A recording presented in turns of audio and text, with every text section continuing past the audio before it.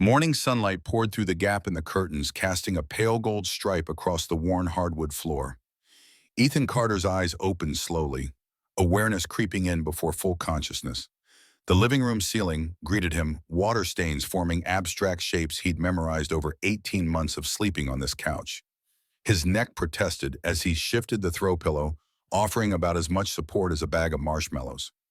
Something felt wrong, not dangerous wrong, but off-kilter, like the world had tilted 3 degrees while he slept. He lay still listening. The house had its own language of creaks and seas, and this morning it whispered of an unfamiliar presence. There, faint but distinct, the sound of movement from the kitchen. Metal on ceramic, the soft hiss of the coffee maker he'd forgotten to turn off last night. Ethan pushed himself upright, every muscle in his back announcing its displeasure. 36 felt a lot older when you'd spent the night on a couch designed more for aesthetics than actual human use. He wore the same clothes from yesterday, jeans and a faded blue t-shirt that had seen better decades. His phone on the coffee table showed 7:47 a.m. Saturday. Maya would sleep until 8:30 if he was lucky. The kitchen sounds continued. Someone was in there moving with the casual confidence of belonging. He turned his head slowly, the way you might check for a spider you suspected was closer than you hoped.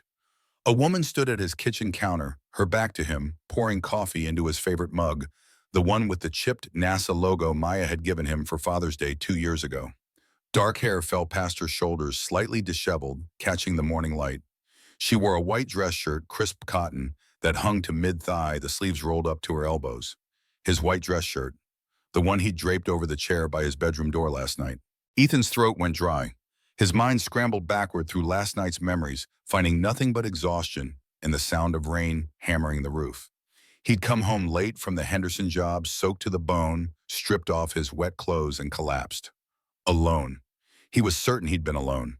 The woman turned mug in hand and her eyes found his across the small house. Dark brown eyes, sharp and assessing, set in a face that belonged on magazine covers or corporate boardrooms. High cheekbones, clear skin, the kind of natural beauty that didn't need effort.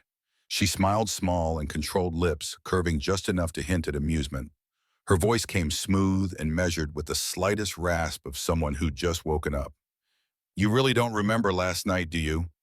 Ethan's mouth opened, closed, opened again. No sound emerged. His brain offered several responses, all of them variations of panic. She set the mug down, the soft clink of ceramic on laminate, cutting through his mental static. Her expression shifted, professional warmth replacing the amusement, like a lawyer switching tactics mid-argument. "I'm Olivia, the woman whose car you saved." The words landed but didn't connect. Car. Saved. His memory reached for context and found only fragments. Storm, rain, darkness, metal, and fire. She continued, each word deliberate. "And whose company owns your house?" That penetrated. Ethan stood abruptly, too fast, the blood rushing from his head in protest. He gripped the arm of the couch for balance. The room tilted, then steadied. "Owns your house." The phrase repeated in his mind, refusing to make sense. "Wait, what?" Olivia picked up the mug again, took a sip, her eyes never leaving his. She looked perfectly comfortable, as if standing in a stranger's kitchen, wearing his shirt while delivering bombshells was just another Tuesday for her. "We need to talk, Ethan." The sound of small feet padding down the hallway broke the moment. Ethan's heart, already doing gymnastics, performed a triple axel. Maya. His 7-year-old daughter was about to walk into whatever this situation was, and he had no explanation ready, no script for the conversation that would follow. Maya appeared in the doorway, her hair a cloud of tight curls around her face, still wearing her purple pajamas with the cartoon planets scattered across the fabric. She stopped, taking in the scene with the unfiltered curiosity of childhood. Her gaze moved from Ethan to the strange woman, to the shirt the strange woman wore, processing information with a speed that made Ethan nervous. "Daddy, who's that?" Before Ethan could formulate a response that wouldn't require hours of follow-up questions, Olivia knelt down, bringing herself to Maya's eye level. The movement was fluid, practiced, the kind of gesture that suggested she'd dealt with children before. "Just someone your dad saved." "I'm Olivia." Maya's eyes went wide. "Saved like a superhero." Something like that. The giggle that escaped Maya made Ethan's chest tighten. His daughter had a laugh that could diffuse bombs and melt glaciers, pure joy with no filter. She ran to him, grabbing his hand, bouncing on her toes. "Daddy saved someone. Did you wear a cape?" Ethan finally found his voice, though it came out rougher than intended. "No cape, sweetheart. Just, I helped someone last night, that's all." Olivia rose gracefully, smoothing the shirt down. The gesture drew Ethan's attention to what she was wearing, or more accurately, what she wasn't wearing beneath it. Heat crept up his neck. He looked away, focusing on Maya, on anything other than the elegant stranger commandeering his kitchen. Maya tilted her head, studying Olivia with the intensity of a scientist examining a new specimen. "Why are you wearing Daddy's shirt? Direct, innocent, devastating." Olivia's smile widened, genuine amusement breaking through the professional veneer. "Because your dad was kind enough to let me borrow it. Mine got ruined last night." "Oh." Maya accepted this with the easy logic of childhood. "Do you want pancakes? Daddy makes really good pancakes." "Maya, I'm sure Ms. Monroe, but Olivia is fine." "I'm sure Olivia needs to go home." Actually, Olivia moved to the small kitchen table, pulling out a chair. "I'd love some pancakes, if it's not too much trouble." She sat crossing her legs, looking for all the world like she owned the place, which apparently she did. That detail still hadn't fully processed. Ethan felt like a character in someone else's story, reading lines he didn't remember rehearsing. Maya clapped her hands together. "I'll help. I'm really good at mixing." Before Ethan could protest, his daughter was already pulling out the mixing bowl from the lower cabinet, her morning routine shifting seamlessly to include their unexpected guest. He stood there, still in yesterday's clothes, still deeply confused, watching his carefully controlled life incorporate a wild card with the ease of water finding new paths. Olivia caught his eye across the room.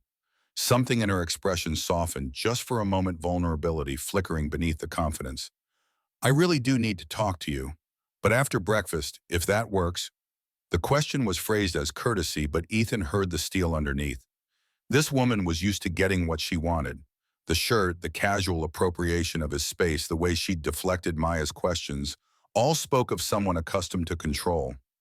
He nodded, not trusting himself to say more. What else could he do? She'd already made herself at home. The next 20 minutes passed in a surreal blur. Ethan moved through the familiar motions of breakfast preparation while his mind spun. He mixed batter while Maya chattered at Olivia about school and her favorite constellations and why Jupiter was better than Saturn, even though Saturn had cooler rings. Olivia listened with what seemed like genuine interest, asking follow-up questions, laughing at Maya's jokes. The pancakes sizzled on the griddle. Ethan flipped them, automatically, muscle memory taking over while his thoughts raced. Last night, the storm. He needed to remember. It came back in pieces. Rain. The job at the Henderson place had run late, their ancient water heater finally giving up its ghost. He'd stayed until past 11, replacing corroded pipes, making sure the elderly couple would have hot water in the morning. The storm had rolled in while he worked, turning streets into rivers by the time he'd packed up his tools. His truck had struggled through the flooding windshield wipers, losing the battle against sheets of rain. He'd been 3 miles from home when he'd seen it. The car, luxury sedan, he remembered that detail now, wrapped around a tree like an angry fist had crumpled it there. Smoke rising from the hood. Headlights flickering. The rest came faster, running through rain, breaking the window. A woman trapped inside, panic in her eyes, breathing too fast, chest heaving.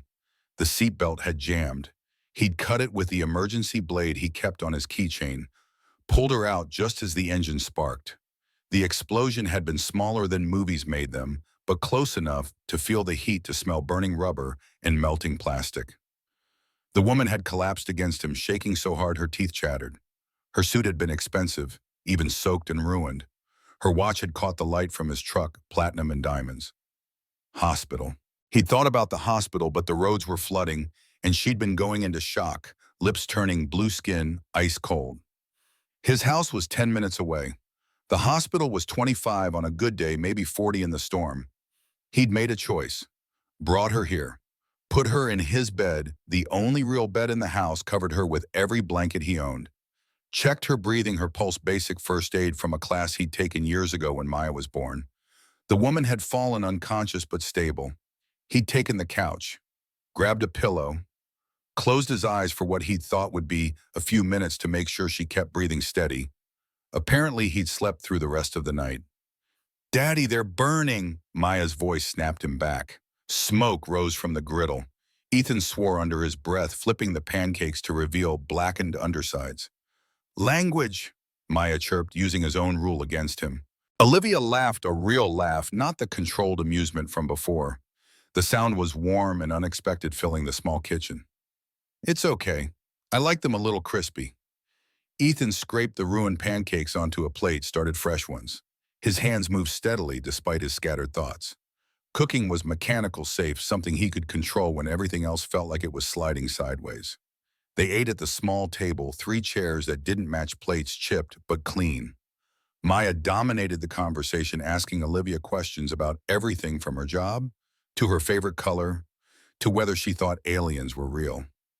Olivia answered each one with patience, her responses thoughtful, treating Maya's curiosity with respect rather than condescension. Ethan watched, eating slowly, trying to reconcile the woman sitting in his kitchen with the terrified figure he'd pulled from a burning car. This version of Olivia Monroe radiated control and competence, someone used to boardrooms and power lunches, not panic attacks and near-death experiences. Maya finished her pancake syrup coating her chin. She wiped it with the back of her hand, a move that would normally earn a reminder about napkins, but Ethan was too distracted to notice. "Can I watch my show now?" "Half an hour, then you need to clean your room." "Okay." She bounced off to the living room, and moments later the sounds of an animated science program filtered back to the kitchen. Ethan and Olivia sat in the sudden silence, the absence of Maya's energy leaving a vacuum. Olivia set down her fork, folded her hands on the table. "Thank you for breakfast, and for last night. You already thanked me when you borrowed my shirt." A smile flickered across her face. "Fair point." She reached down, retrieving her purse from beside the chair. Designer leather, the kind that cost more than Ethan's truck. She pulled out a wallet, and his stomach dropped before she even opened it. The stack of bills she placed on the table was thick, crisp hundreds, the kind he usually only saw in movies. He didn't count, but his brain did it automatically. 2,000, maybe more. This should cover last night. Ethan stared at the money. At her. Back at the money. Cover what? Helping me. The bed, the clothes, everything. His jaw tightened, muscles bunching. A familiar heat built in his chest, the same one that had gotten him in trouble before, the one that made him speak when silence would be smarter. "I didn't do it for money." Olivia shrugged the gesture, casual, dismissive. "Then consider it for laundry service. That shirt probably needs dry cleaning now." Something inside Ethan snapped, a restraint he'd been holding, finally breaking free. He stood abruptly, the chair scraping against linoleum. He grabbed the money, all of it, and shoved it back across the table toward her. "Take it back." His voice came harder than intended, loud enough that the TV volume in the living room increased, Maya turning it up to drown out the adults. Olivia's expression didn't change. Cool, collected. She looked at him the way a scientist might observe an interesting chemical reaction, curious but detached. Most men would have taken it. "I'm not most men." She tilted her head, studying him like he was a puzzle. She'd just discovered something that didn't fit her understanding of how the world worked. "No, you're not." She picked up the money slowly, methodical, folding the bills and tucking them back into her wallet. Her movements were precise, practiced someone who'd handled large sums of cash so often it had become routine. "My mistake. I thought I was being generous." The word hit him like a slap. Generous. As if gratitude could be purchased, as if what he'd done last night had a price tag that could be settled with hundreds in a leather wallet. "Generous?" Ethan laughed, bitter and sharp. "You think throwing cash around makes you generous? You have no idea what generous means." For the first time, her composure cracked. Just slightly, a hairline fracture in marble. "Enlighten me." He leaned forward, palms flat on the table. "Generous is helping someone because it's right. Not because you owe them, not because you can afford it, just because they need it." The silence that followed was heavy, charged with something Ethan couldn't name. Olivia sat perfectly still, but her eyes had changed, something shifting behind them, walls lowering just enough for him to glimpse what might be underneath. "I see." "Do you?" Ethan turned away, moving to the sink, needing distance, needing to do something with his hands before he said something worse. The breakfast dishes waited mundane and safe. He turned on the water, let it run hot. Because from where I'm standing, you just tried to turn a decent act into a transaction. He heard her chair move the soft sound of fabric as she stood. Her footsteps crossed the linoleum, stopping at the kitchen doorway. When she spoke again, her voice had changed, quieter, stripped of the corporate polish. You're right. He turned surprised. She met his eyes, and for the first time since she'd woken up in his house, she looked uncertain. I apologize. I've spent so long in a world where everything has a price, I forgot that some things don't. Ethan wanted to stay angry, to hold on to the righteous heat in his chest, but her words took the wind from it. He saw something in her face that looked like genuine regret. It's fine, just take the money. Go home. Forget this happened. I can't. Why not? Because I owe you my life. You don't owe me anything. Olivia smiled, sad and small. That's exactly why I do. She walked toward the door, pausing at the threshold. She glanced back, her hand on the doorframe. What's your full name? Ethan. Ethan Carter. She repeated it slowly, like she was committing it to memory. Ethan Carter, I won't forget it. The door closed behind her with a soft click.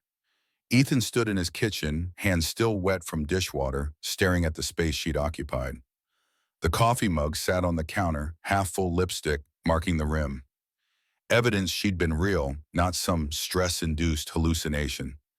Daddy, Maya appeared, remote in hand, her show apparently over. Is she your girlfriend now? Ethan almost laughed. Almost. No, honey, He searched for words. She's complicated. Maya bounced on her toes, a gesture that meant she was thinking hard about something. I think she likes you. What makes you say that? Because she looks at you the way you look at pancakes. This time he did laugh, the absurdity breaking through his confusion. Like I want to eat her. No, silly, like she makes you happy. He picked her up, spinning her around, her giggle infectious. You're too smart for your own good, you know that. That's what my teacher says. He set her down, ruffling her curls. Go clean your room. I'll check in 20 minutes. Fine. She trudged off, dramatic sighs trailing behind her. Ethan returned to the dishes, scrubbing pancake residue from the griddle, trying to process the morning's events. His phone buzzed on the counter. A text from the Hendersons thanking him again, asking if he could stop by next week to look at their furnace. He typed a quick reply, then scrolled through his messages, through the small list of clients who kept him employed, kept food on the table, kept the lights on. His life was simple, predictable. He fixed things people broke, solved problems he could see and touch, collected payment that covered the basics. No drama, no complications, no mysterious billionaires showing up in his kitchen. The house felt too quiet with Olivia gone. Strange considering she'd been there less than an hour, but her absence left a void. He'd gotten used to it being just him and Maya, their small world, their manageable struggles. The universe had just thrown a wrench into his carefully maintained routine, and he had no idea what to do with it. He finished the dishes, wiped down the counters, the physical work grounding him. The coffee maker beeped, the pot still half full from what Olivia had made. He poured himself a cup, black, no sugar, and leaned against the counter. Through the window, Portland's Saturday morning unfolded. Neighbors mowing lawns, kids riding bikes. Normal life continuing as if his world hadn't just tilted off its axis. His phone buzzed again. Unknown number. He almost ignored it, but something made him answer. Hello, Mr. Carter. Female voice, professional, efficient. Yes. This is Sarah Chen, assistant to Olivia Monroe. Ms. Monroe asked me to arrange for dry cleaning pickup. Your shirt will be returned by Monday. Ethan blinked, processing. That's not necessary. Ms. Monroe insists. Also, she wanted me to convey her gratitude again for your assistance last night. She already did that. Nevertheless, is there anything else you need? Ms. Monroe was quite clear that I should make sure you have everything required. The phrasing struck him as odd. Everything required, as if he was a problem to be solved, a loose end to be tied up. I'm fine, thank you. Very well. Have a good day, Mr. Carter. She hung up before he could respond. He stared at his phone, at the number already fading from the screen. Olivia Monroe had an assistant. Of course she did. People who wore $1,000 suits and platinum watches had assistants. They had drivers and lawyers, and probably people whose only job was to make problems disappear. He wondered if that's what he was. A problem. a complication in her otherwise ordered life. The thought bothered him more than it should. The afternoon passed in the familiar rhythm of weekend chores. Ethan checked on Maya's room, finding it marginally cleaner than before, clothes at least off the floor, even if they weren't technically put away. They went to the grocery store where he counted every dollar, calculating in his head, doing the math that had become second nature. Rice, eggs, chicken, vegetables. Enough for the week if he stretched it. Maybe a small treat for Maya if he found something on sale. At the checkout, the total came to $43.67. He handed over two 20s and a 5, pocketed the change. Maya clutched a chocolate bar she'd chosen her weekly reward for good behavior. They drove home in his truck, the engine making a new sound he didn't like, another expense he couldn't afford right now. Maya hummed along to the radio, oblivious to her father's mental calculations about timing belts and labor costs. Back at the house, Ethan put away groceries while Maya worked on homework at the kitchen table. Saturday homework, the kind teachers assigned to make sure kids didn't forget everything over the weekend. She chewed her pencil, frowning at a math worksheet. "Daddy, what's 7 times 8? "What do you think it is? 56. "Good job." She wrote it down, moved to the next problem. Ethan watched her, this small human he'd somehow helped create, her mother's eyes in his face, smart and curious and completely dependent on him not to screw up. The TV remained off, unusual for a Saturday afternoon. The house felt different, changed in some subtle way he couldn't identify. Like someone had moved the furniture an inch, not enough to see, but enough to feel. Around 4, Ethan turned on the local news while starting dinner. He wasn't much for TV, but background noise helped fill the empty spaces. The anchor droned through stories. He half listened to traffic and weather and local politics. Then he heard it. Breaking news. CEO Olivia Monroe, survivor of last night's car crash, returned to work today. Sources say a local resident pulled her from the burning vehicle just in time. Ethan froze, knife in hand, half-chopped onion on the cutting board. He looked up at the screen. There she was, Olivia Monroe, not in his shirt but in a sharp business suit, standing in front of a massive glass building, corporate logo gleaming behind her. Monroe Enterprises. The words registered slowly, their significance taking time to penetrate. The reporter continued, microphone thrust toward Olivia, cameras flashing. "Miss Monroe, can you tell us who saved you?" Olivia's face on screen was different from the woman who'd sat at his kitchen table. This version was polished, professional, every inch the powerful executive. But her words surprised him. He was kind, humble, and he refused payment. A pause calculated for effect. That's the kind of integrity you can't buy. The camera cut back to the newsroom, but Ethan barely heard the anchor's follow-up. His mind stuck on those words. Refused payment. She'd told him, told the news, told everyone watching that he'd turned down her money. "Daddy," Maya's voice yanked him back. She stood next to him, tugging his sleeve, eyes wide. "That's the lady from this morning." "Yeah, kiddo, it is." "She's on TV." "That's so cool. Is she famous?" "Seems like it." Maya bounced on her toes, practically vibrating with excitement. "You saved a famous person." "That's amazing. Why didn't you tell me she was famous?" Ethan set down the knife, turning off the burner. "I didn't know." "Can I tell my friends?" "No." The word came sharper than intended. Maya's face fell. "Why not?" "Because, he struggled for an explanation that would make sense to a 7-year-old. "Because it's not about being famous. I just helped someone who needed help. That's all." "But it's cool. It's private." Maya's lower lip jutted out, her thinking face. "Okay." She returned to her homework, and Ethan went back to cooking, but his mind was elsewhere. Monroe Enterprises. He'd heard the name vaguely, the way you hear about corporations that don't touch your daily life. They owned buildings, bought companies, made millions, maybe billions. And apparently they owned his house. That detail kept circling back, refusing to settle. What had she meant? His landlord was Westside Property Management, a local company he sent rent checks to every month. How did Olivia Monroe's company factor in? He finished dinner in a daze, chicken and rice, simple and filling. They ate while Maya chattered about school, about the science project due next month, about her friend Sophie's birthday party next weekend. Ethan made appropriate responses, but part of his mind stayed stuck on the morning, on the woman who'd drunk his coffee and worn his shirt, and left a check mark on his world he couldn't erase. After dinner, after Maya's bath, after stories and tucking in, and the slow ritual of bedtime, Ethan found himself alone in the quiet house. He pulled out his laptop, old and slow, and typed Olivia Munro into the search bar. The results flooded the screen. Articles, photos, business news. He clicked through them, building a picture of the woman who'd invaded his morning. Olivia Munro, 34, CEO of Munro Enterprises. Net worth estimated at $500 million. Self-made, the articles emphasized. Started with nothing, built an empire. Known for aggressive acquisitions, for turning failing companies profitable, for boardroom battles and hostile takeovers.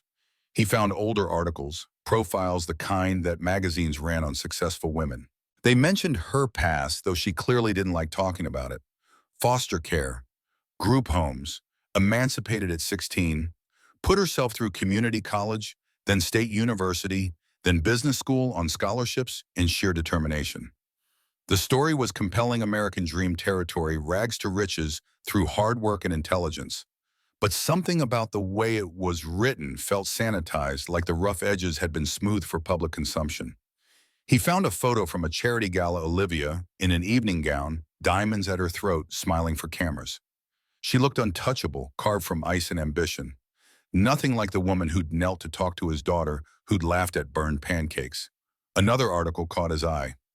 Munro Enterprises acquires West Side Property Management. Dated 3 months ago. His stomach dropped. He clicked through, scanning the business jargon. Munro Enterprises had purchased West Side in a cash deal, folding it into their real estate portfolio. The article mentioned aggressive expansion into Portland's rental market, plans to renovate and upgrade properties.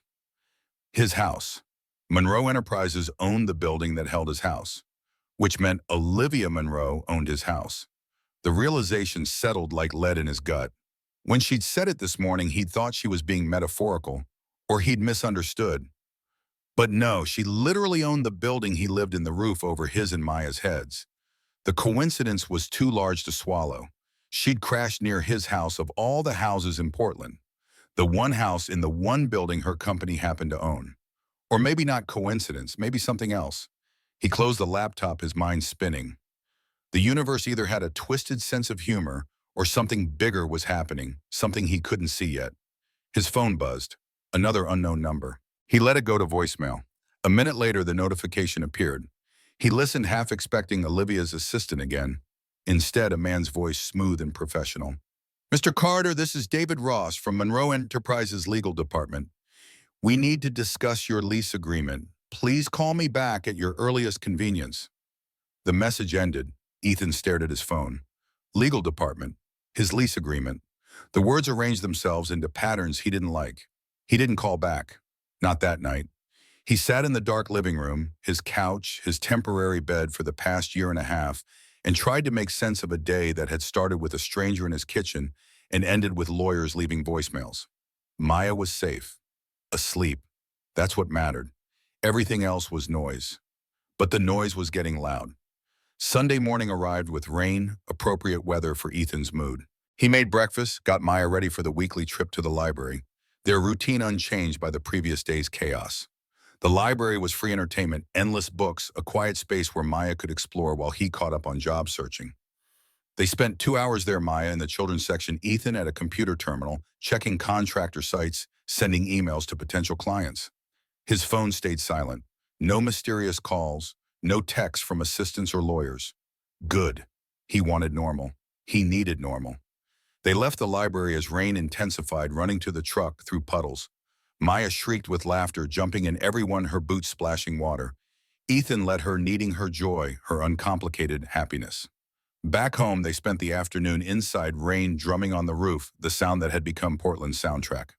Maya worked on her science project, building a model solar system for dirt from styrofoam balls and paint. Ethan helped holding pieces while she glued, answering questions about planetary orbits and why Pluto wasn't a planet anymore, a fact that still bothered her. It's not fair. Pluto didn't do anything wrong. Sometimes things change, honey. Scientists learned more and had to update their rules. But it's still there, still going around the sun. True, but being there isn't the same as being a planet. She frowned, painting Saturn's rings with concentration. I still think it counts. Her loyalty to Pluto made him smile. Maya had strong opinions about fairness, about right and wrong, about who deserved to be included. He'd taught her that, or tried to. The world would complicate it, eventually add shades of gray to her black and white certainty, but for now she believed in justice with the purity of childhood. The afternoon faded to evening.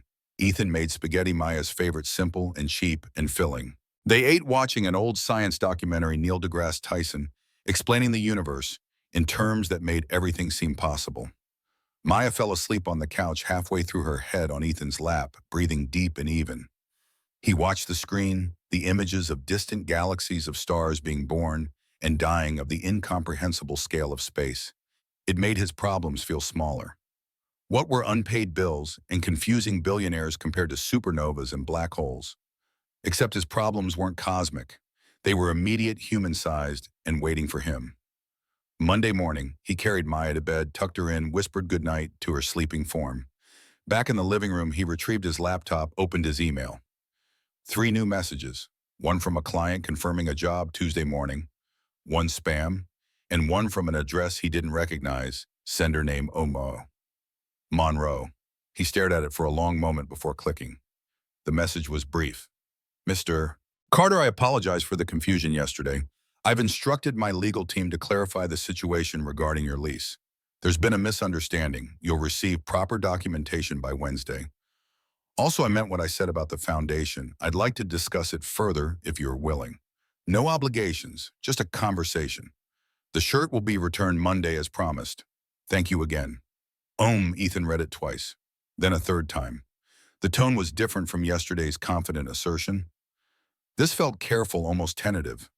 Misunderstanding was a word people used when they'd made a mistake but didn't want to say it directly. He should delete it. Move on. Forget Olivia Monroe existed outside of a weird Saturday morning. Instead, he hit reply. Ms. Monroe, I appreciate the clarification. As for the conversation, I'm not sure what we discuss. I'm not interested in charity or foundations. I just want to take care of my daughter. The shirt is yours. Consider it a gift. He sent it before he could reconsider. The whoosh of the outgoing message felt final, a door closing. His phone buzzed 30 seconds later. Email notification. Her reply already. Mr. Carter, it's not charity I'm offering, it's partnership. But I understand your hesitation. The shirt meant more than you know. I'll explain when we talk. And we will talk. I'm not good at taking no for an answer. Despite himself, Ethan smiled, not good at taking no for an answer. That tracked with everything he'd read about her, about the corporate titan who bulldozed through obstacles. He didn't reply. Let her have the last word. He had work in the morning, bills to pay, a daughter to raise. Whatever Olivia Monroe wanted from him, it could wait. Monday morning came too early. Ethan's alarm dragged him from dreams he didn't remember, dreams that left him unsettled. He went through his routine on autopilot: shower, coffee, wake Maya breakfast, get her ready for school. They drove through Portland's morning traffic, rain still falling, the city gray and wet. He dropped Maya at school, watching her run to the entrance, backpack bouncing, joining friends under the overhang. She turned, waved, and he waved back their daily goodbye. His first job was across town, a burst pipe in a commercial building's bathroom. The property manager met him, stressed and short-tempered, demanding he fix it fast. Ethan worked in silence, replacing the corroded section, testing the seals, cleaning up the water damage. The manager inspected his work with a critical eye. Good. Bill me. No thank you, no appreciation, just transaction. Ethan packed his tools, submitted the invoice on his phone, moved to the next job. The day blurred. 3 more calls, 3 more problems to solve. A broken furnace, an electrical outlet that sparked. A door that wouldn't close properly. Small jobs, quick fixes, keeping him busy, but not particularly profitable. He picked up Maya at 3 like always. She chattered about her day, about the math test she'd aced, about the book she'd started in library time. Ethan listened with half his attention, the other half on his phone, checking for messages, for confirmations from clients, for the documentation Olivia had promised. Nothing yet. They got home and Ethan started homework supervision while prepping dinner. His phone rang as he was stirring pasta. Unknown number, but local area code. Hello. Mr. Carter, this is David Ross again, Monroe Enterprises Legal. The voice from Saturday's voicemail. I got Ms. Monroe's email. She said you'd send documentation. Indeed, that's why I'm calling. We need to schedule a meeting to review the terms. Can't you just email it? This is better discussed in person. Would Wednesday work? Our offices say 2 p.m. Ethan stirred the pasta harder than necessary. I work Wednesdays. Thursday, then. I work every day. A pause. Ross sounded like someone unused to people saying no. This is important, Mr. Carter. It concerns your housing situation. The implied threat hung in the air. Housing situation. Code for we can make your life difficult. Fine, Thursday, 2 p.m., where Ross gave him an address downtown, top floor of the Monroe building. Of course, make him come to their territory, their power base. I'll be there. He hung up before Ross could respond. Maya looked up from her worksheet. Who was that? Work stuff, honey. Nothing to worry about. But he was worried. Whatever this meeting was about, it wasn't good. Companies didn't summon tenants to their corporate headquarters to deliver good news. Wednesday morning arrived with a delivery. A black car pulled up while Ethan was loading tools into his truck, preparing for a job across town. The driver, dressed in a dark suit, stepped out holding a garment bag. Mr. Carter. Yes, from Ms. Monroe. He handed over the bag and a small envelope, then returned to the car and drove away before Ethan could respond. Inside the bag was his shirt. Not just clean, but professionally laundered, pressed, the fabric crisp and perfect, better than it had looked when he'd bought it years ago. The envelope contained a note handwritten on expensive cardstock.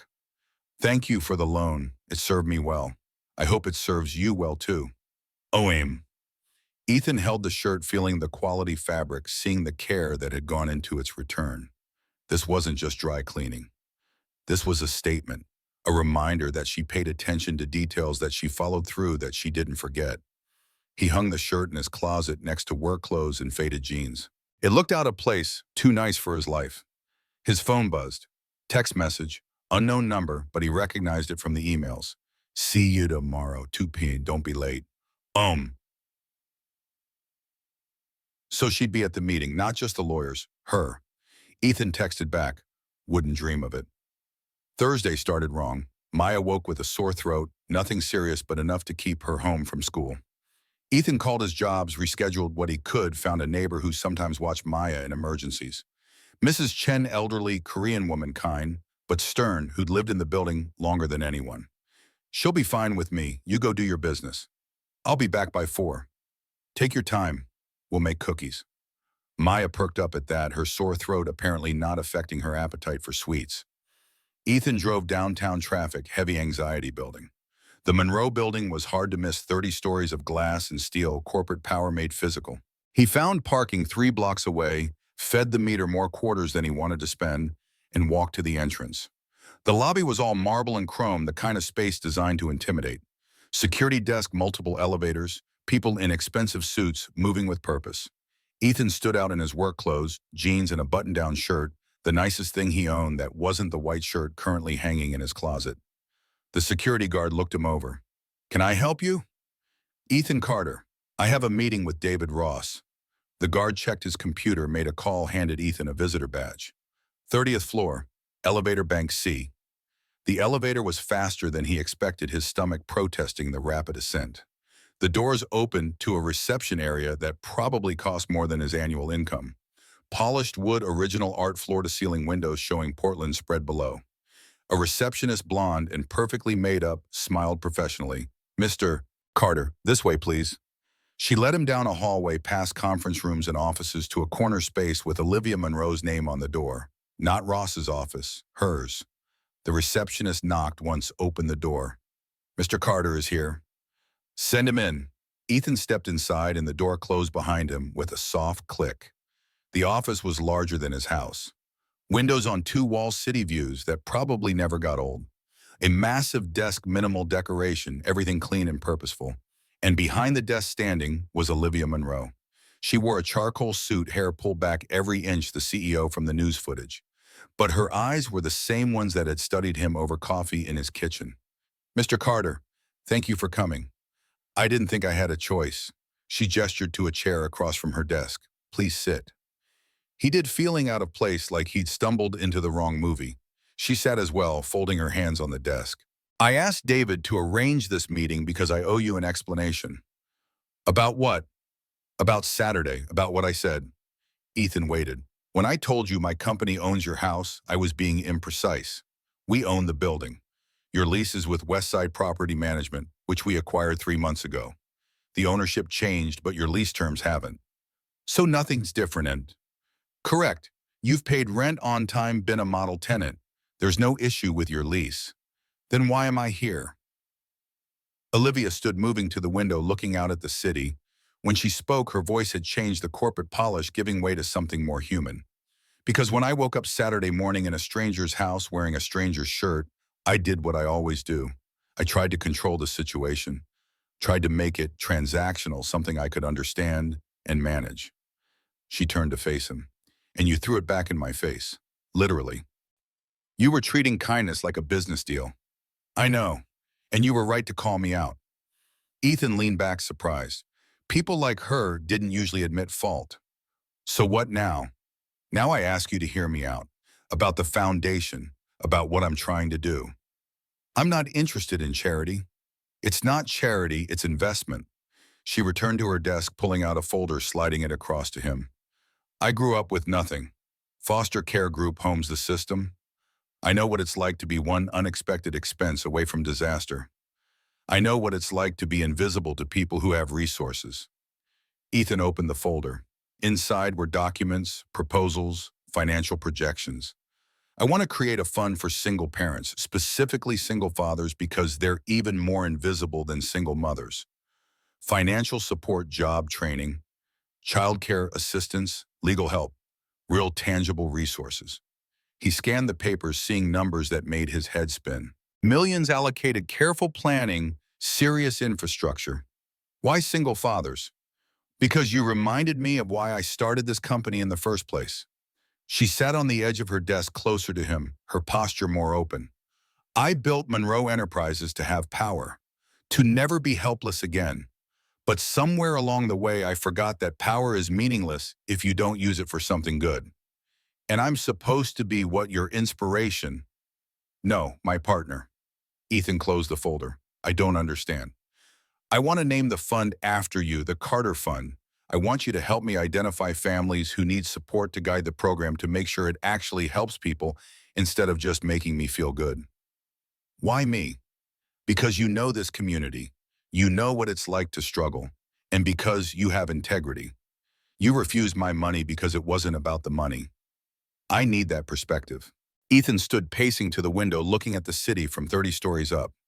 From here, his neighborhood was invisible, lost in the sprawl. This feels like you're trying to fix your guilt. Maybe, or maybe I'm trying to do something meaningful. He turned back to her. I can't accept a foundation named after me. That's not who I am. Who are you, Ethan Carter? The question landed harder than it should. He thought about his answer, about the years since the divorce, since he'd become the only parent, the only provider. I'm a father, a handyman, someone trying to get by. You're someone who saves people without asking what's in it for you. Anyone would have done the same. But they didn't. You did. That matters.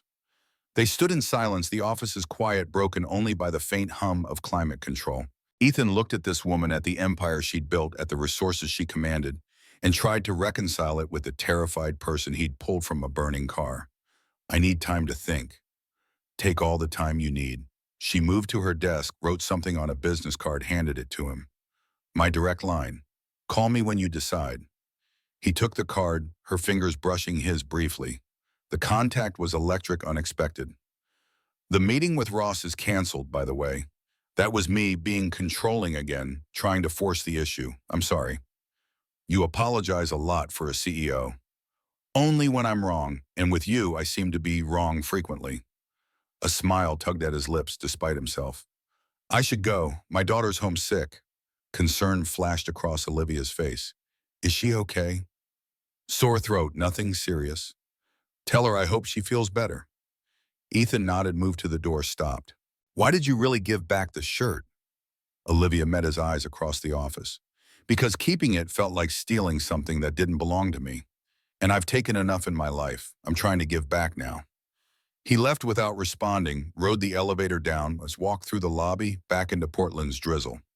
The business card felt heavy in his pocket, weighted with implications he wasn't ready to examine. His phone rang as he reached his truck. "Mrs. Chen, Maya's fever is up. Not bad, but you should come home." "On my way." He drove faster than he should, parental worry overriding caution. Traffic cooperated, and he made it home in 20 minutes. Mrs. Chen met him at the door, Maya wrapped in a blanket on the couch, flushed and miserable. "She'll be fine. Just needs rest and fluids. Thank you for watching her." "No charge. She's a good girl." Mrs. Chen left, and Ethan took her place on the couch, pulling Maya close. She leaned into him, her forehead hot against his shoulder. "Daddy, I don't feel good." "I know, sweetheart. We'll get you better."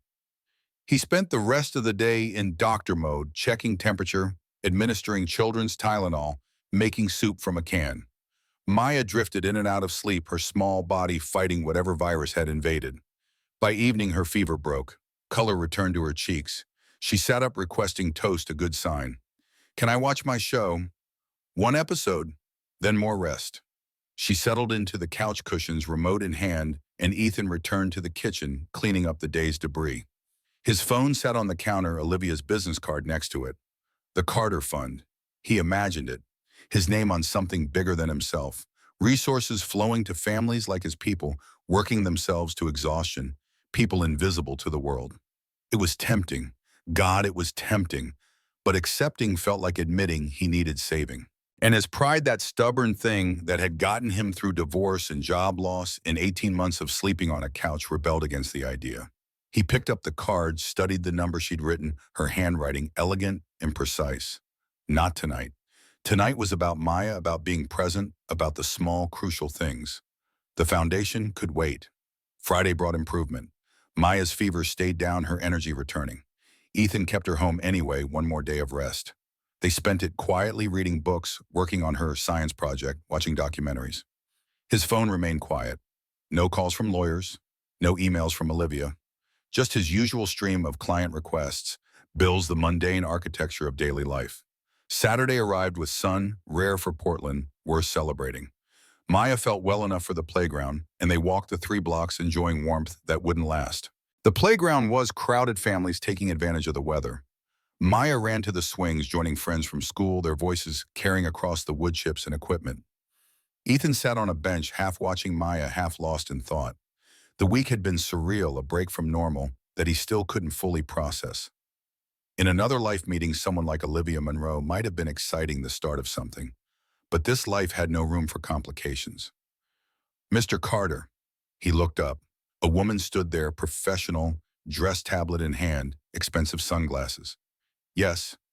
"Sarah Chen, Ms. Monroe's assistant. We spoke on the phone." Ethan stood suddenly wary. "Something wrong?" "Not at all. Ms. Monroe asked me to deliver something." She handed him a manila envelope thick with contents. "What is this information about the Carter Fund? Details, projections, testimonials from families who could benefit." "So, Monroe thought you might want to review it at your leisure." "She couldn't email it." Sarah smiled, professional but warm. "She thought it would mean more in person. Also, there's something else." She pulled out a smaller envelope, this one sealed with actual wax, old-fashioned and deliberate. "She asked me to give you this. Said you'd understand." Ethan took both envelopes, feeling ambushed but curious. "Thank you. One more thing. Ms. Monroe wanted you to know that regardless of your decision about the fund, your lease situation is secure. No changes, no pressure. She wanted that clear." "Okay," Sarah nodded, professional courtesy complete, and walked away. Ethan watched her go, then looked at the envelopes in his hands. Maya's laughter pulled his attention back to the playground.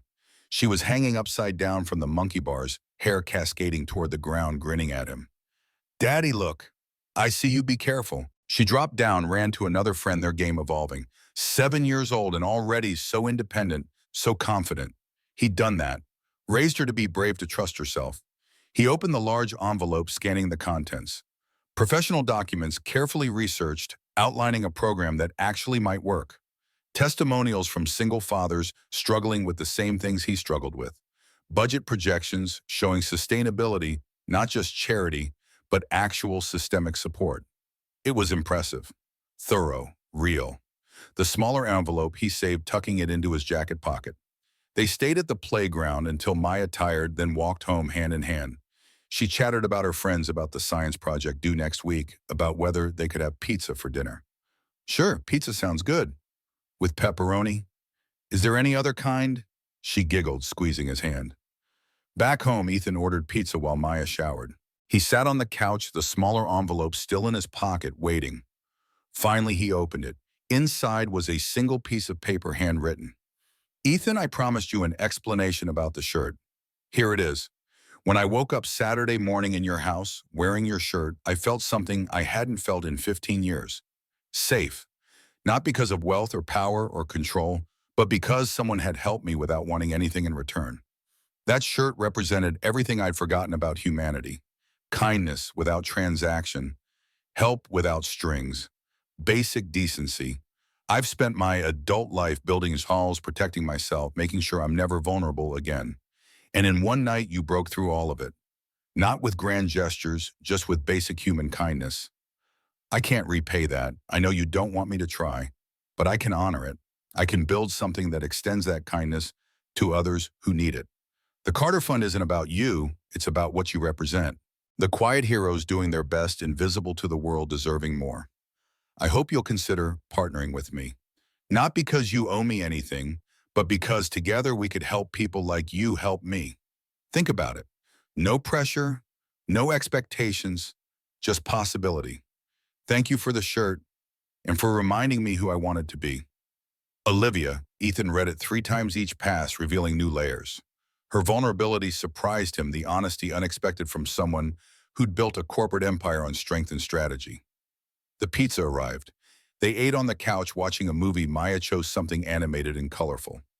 Ethan's mind wandered, returning to the letter, to the proposal, to the impossible decision. After Maya went to bed, he pulled out his laptop, opened a new email. Ms. Monroe, I read your letter and the proposal. They're both impressive. I need you to understand something. I'm not a hero. I'm not special. I'm just a father trying to do right by his daughter. What I did for you wasn't extraordinary. It was basic human decency. If I agree to this, it won't be because of guilt or obligation or gratitude.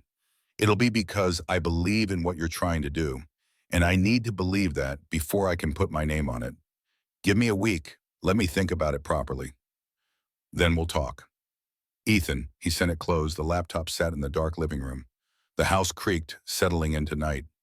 Outside, Portland's weekend sounds filtered through windows, cars and voices and distant music. His phone buzzed, email notification. Her reply immediate. Ethan, take all the time you need. I'll be here when you decide. And for what it's worth, basic human decency is rarer than you think. That's what makes it extraordinary. Olivia, he smiled despite himself, setting the phone aside.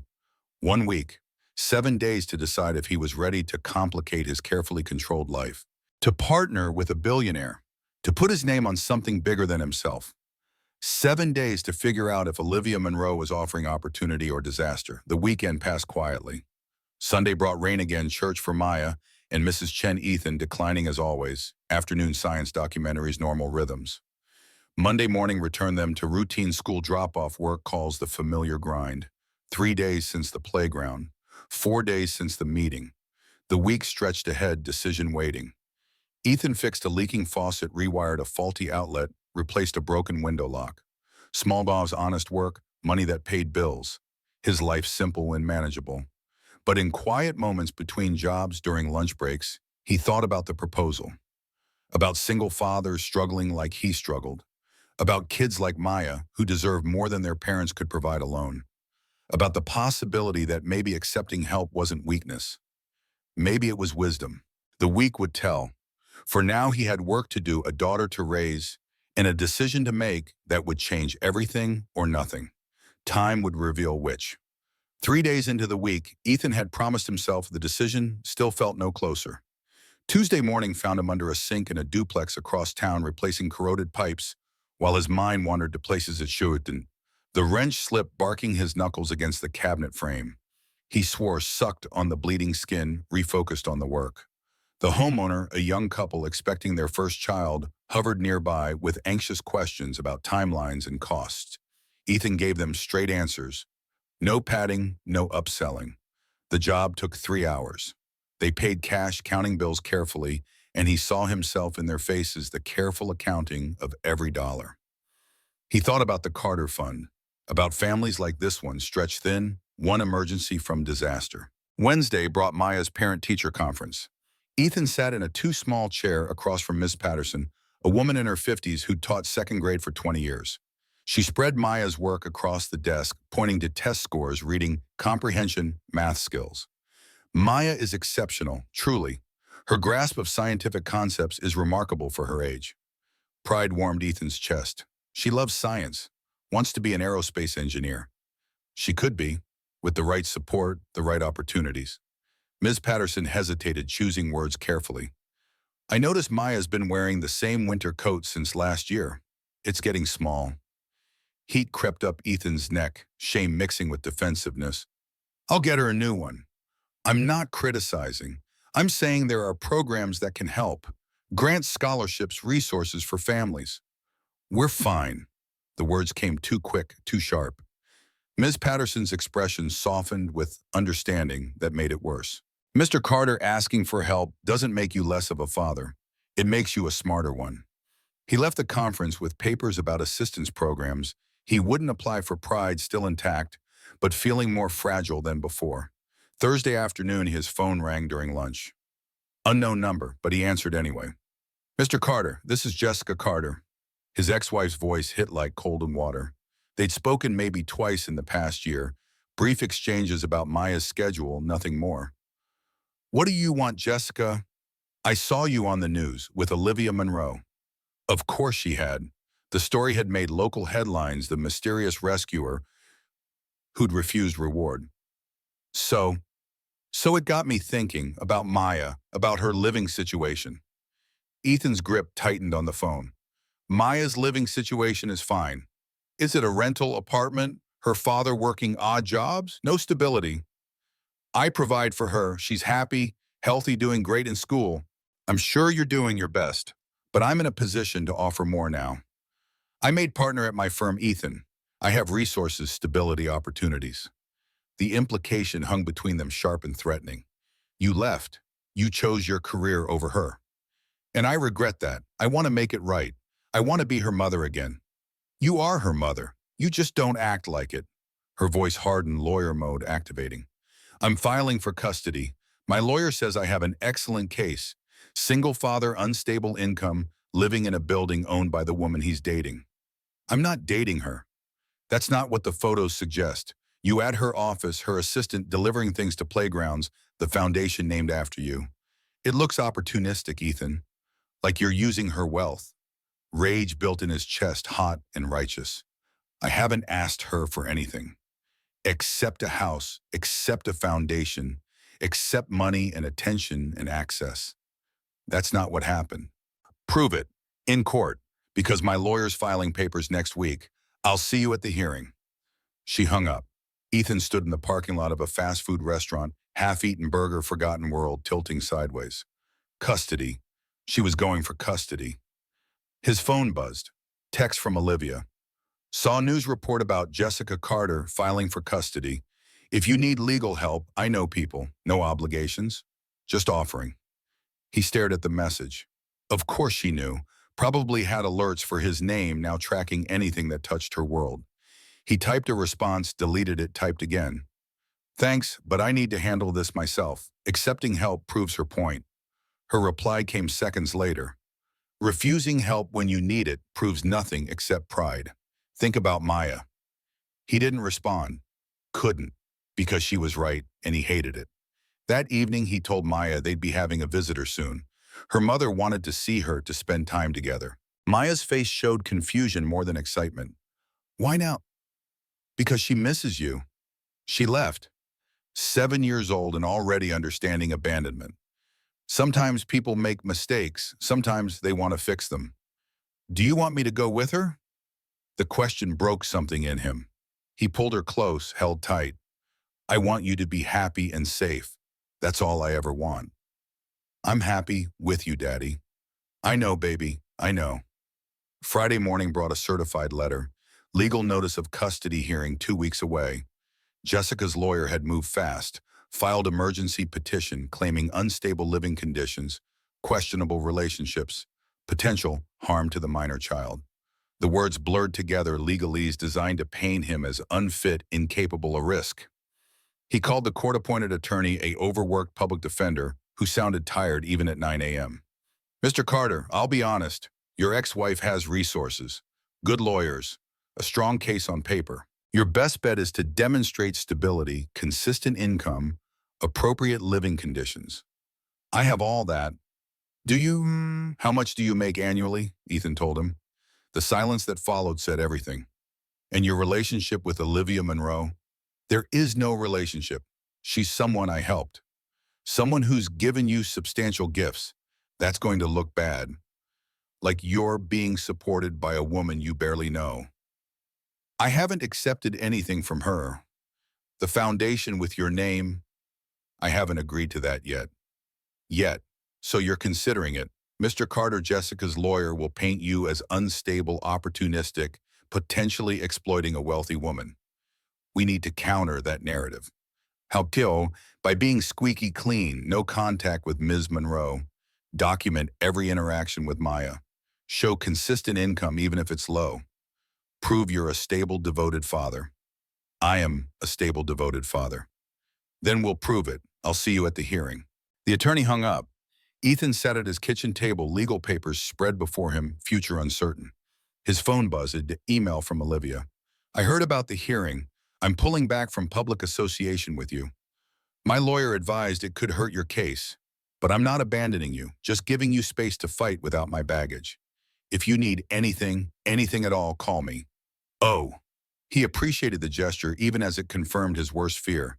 Association with her was liability proof of Jessica's accusations. Saturday, Maya spent the day with Jessica at an upscale hotel downtown. Court-ordered visitation supervised 2 hours. Ethan dropped her off, watched his daughter walk into the lobby with the mother who'd left her, and drove away feeling like he'd failed somehow. He used the time to work fixing a fence for an elderly veteran who paid in crumpled 20s counted from a coffee can. The man talked while Ethan worked stories from Vietnam about loss and survival and what matters. You got a kid, daughter 7. That's what matters. Everything else is just noise. Simple wisdom probably true, but noise could destroy you if it got loud enough. Maya came home quiet processing. Ethan didn't push, made her favorite dinner, let her watch extra TV. At bedtime, she finally spoke. Mom has a big apartment and lots of toys, and she said I could have my own room with a computer. Ethan's throat tightened. That sounds nice. But she doesn't know my favorite color, or that I like peanut butter on pancakes, or that I'm scared of the dark but only a little. She's been away. She's trying to learn those things again. Do you want me to live with her? He knelt beside her bed, took her small hands in his. I want you to know something. No matter what happens, no matter where you are my daughter. I love you more than anything in this world. Nothing changes that. Ever. Tears pulled in her eyes. I don't want to leave. I'm going to fight for you with everything I have. But if the judge decides differently, it doesn't mean I love you less. Okay. She nodded, but the tears fell anyway. He held her until she slept, then stayed longer watching her breathe, memorizing her face in case the universe took her away. Sunday, he went to Maya's school early morning before anyone else arrived. The parking lot was empty, quiet, just him and the building where his daughter learned and grew. He needed to think, needed space away from the house that suddenly felt temporary. A car pulled into the lot, black sedan, tinted windows. The driver's door opened and Olivia stepped out dressed casually, jeans and a sweater, sunglasses, despite the overcast sky. She saw him, hesitated, then walked over. Hi. You're not supposed to be here. My lawyer said no contact. Your lawyer said no public association. This is private. And I won't stay long. I just needed to say something. Ethan waited. She removed her sunglasses and he saw exhaustion in her eyes, the kind that came from sleepless nights. My board called an emergency meeting yesterday about the Carter Fund, about my association with you. Let me guess, they want you to shut it down. They want me to choose the fund or my position as CEO. Shock rippled through him. That's insane. That's business. They think I'm being reckless emotional, letting personal feelings compromise company interests. They're threatening a vote of no confidence. Olivia, you can't risk your company for this. For me, it's not your choice. It affects me. And Maya, Jessica's lawyer, will use this. Will say you're unstable, that I'm involved with someone making bad decisions. She stepped closer, voice dropping. What if I don't care? What if this matters more than stock prices and board approval? Your company is your life, everything you built. I built it to have power, to never be helpless. But what's the point of power if I don't use it for something real? Real like a custody battle you can't fix. Real like a foundation that might cost you everything. Real like helping people who actually need it instead of just accumulating wealth. They stood in the empty parking lot, morning light filtering through clouds, the space between them charged with things neither could say. Ethan broke first. You need to walk away. From this, from me, from the fund. Save your company. No. Olivia, I said no, I'm not walking away. Not from the fund, not from what we started. We didn't start anything, didn't we? The question hung heavy. He thought about that first morning, the shirt, the coffee, the way she'd looked at him like he'd shown her something she'd forgotten existed. This is impossible. Most good things are. I can't be responsible for you losing everything. You're not responsible for my choices. I am. She turned to leave, stopped, looked back. The hearing is in 2 weeks. Yes. I won't be there, can't be without hurting your case. But I'll be thinking about you, about Maya, and whatever you need after whatever happens, I'm here. Why? Because you saved me, and I don't mean from the car. She left before he could respond, the sedan pulling away, leaving him alone with questions that multiplied faster than answers. Monday morning, exactly 1 week since he'd promised to decide about the fund, Ethan called the number on Olivia's business card. Her assistant answered. Monroe Enterprises, Ms. Monroe's office. This is Ethan Carter. I need to speak with Olivia. 1 moment, please. Hold music played, something classical and calming designed to soothe anxious callers. Then her voice, familiar and surprising. Ethan, I've made a decision about the fund. Silence.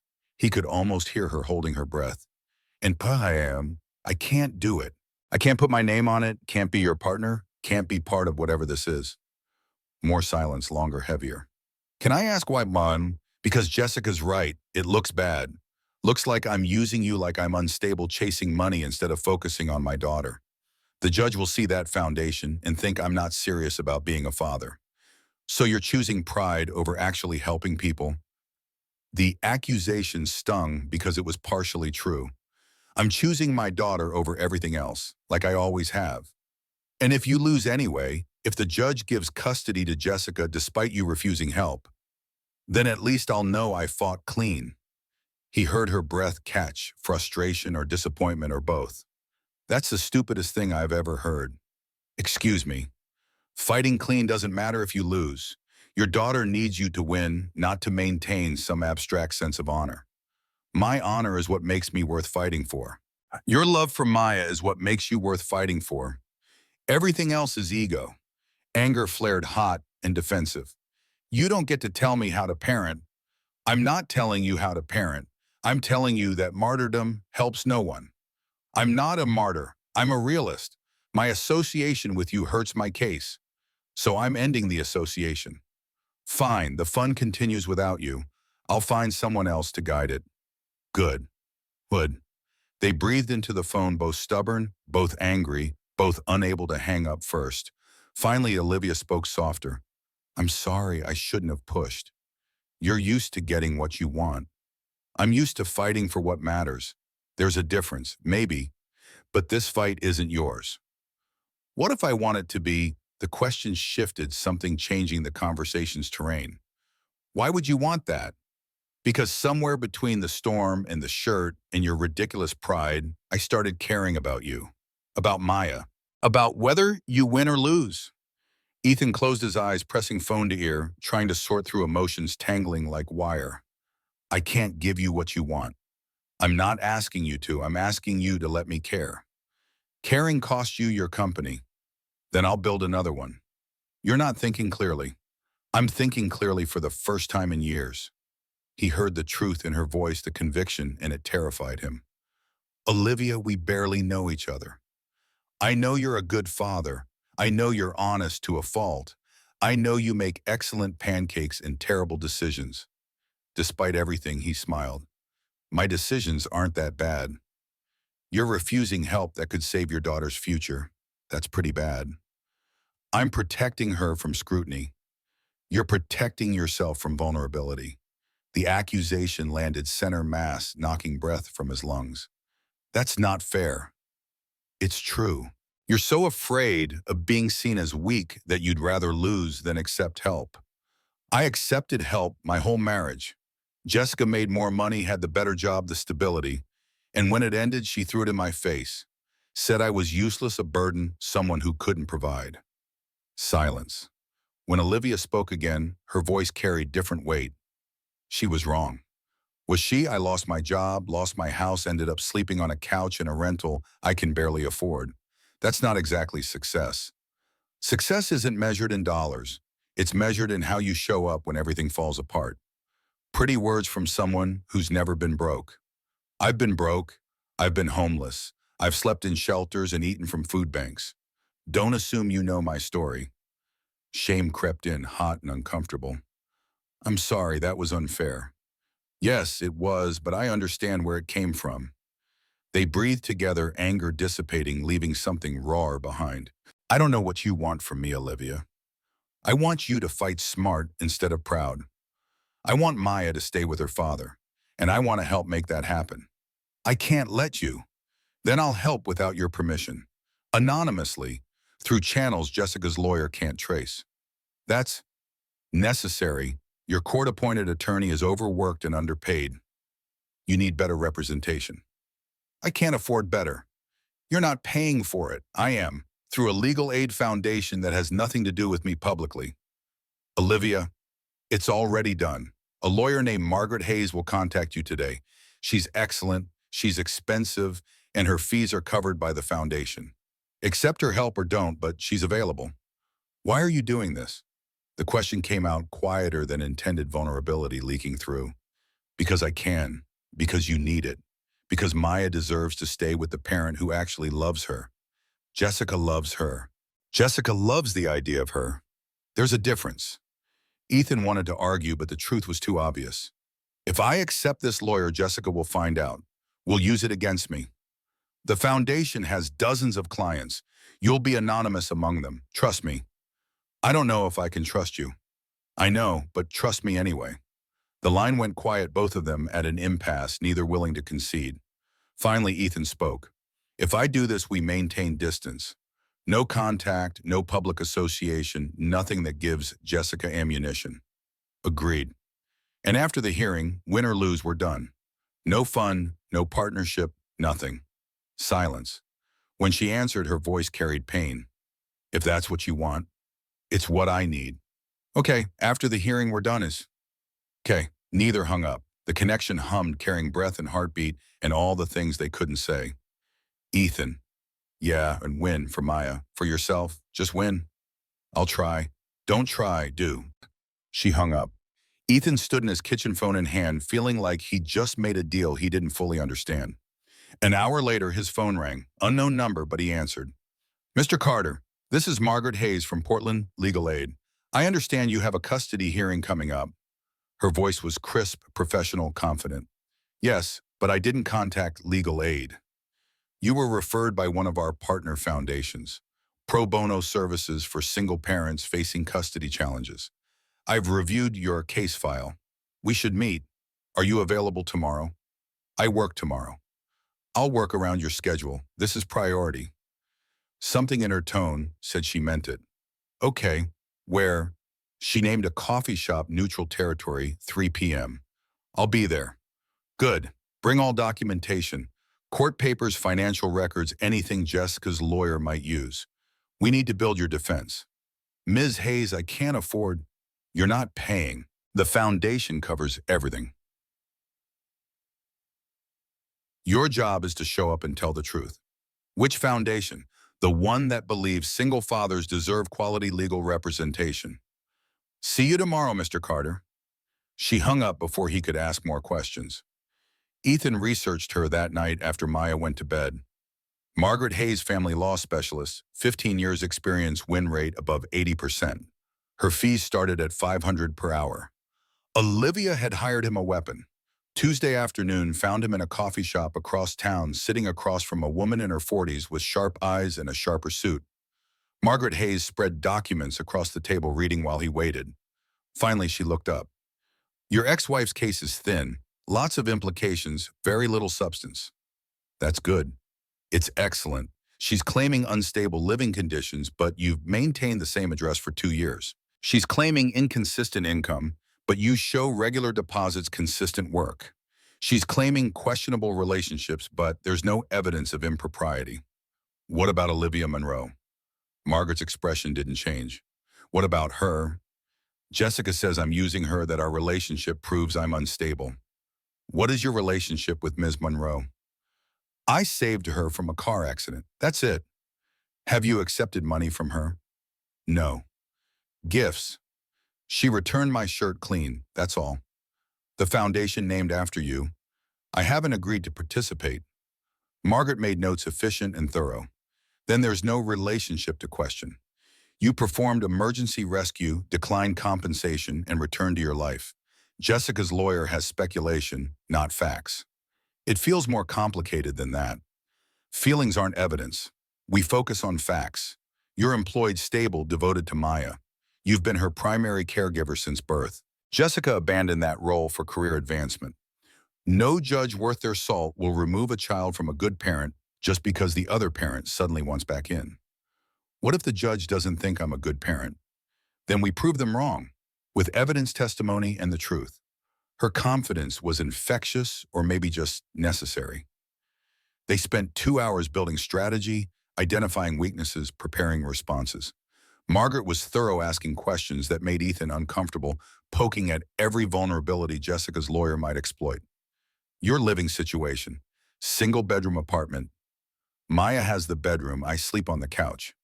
For how long? 18 months. Margaret winced. That's not ideal. Shows financial hardship. Shows sacrifice. I give her the best I can. Jessica's lawyer will frame it as instability. Then what do I do? Tell the truth. You're a single father doing your best with limited resources. You prioritize your daughter's comfort over your own. That's not weakness, it's character. They continued building defense brick by brick until Ethan's head spun with strategies and contingencies. Finally, Margaret packed her papers. One more thing. The hearing is formal, but it's also human. The judge will watch how you interact with Maya, how she responds to you. Bring her to court prepared but not coached. Let her natural affection for you show. She's 7. This will terrify her. I know, but Jessica's bringing her, and the judge needs to see who Maya chooses when both parents are present. The thought made Ethan sick, but he nodded. Anything else? Yes, win or lose, you're a good father. Don't let anyone convince you otherwise.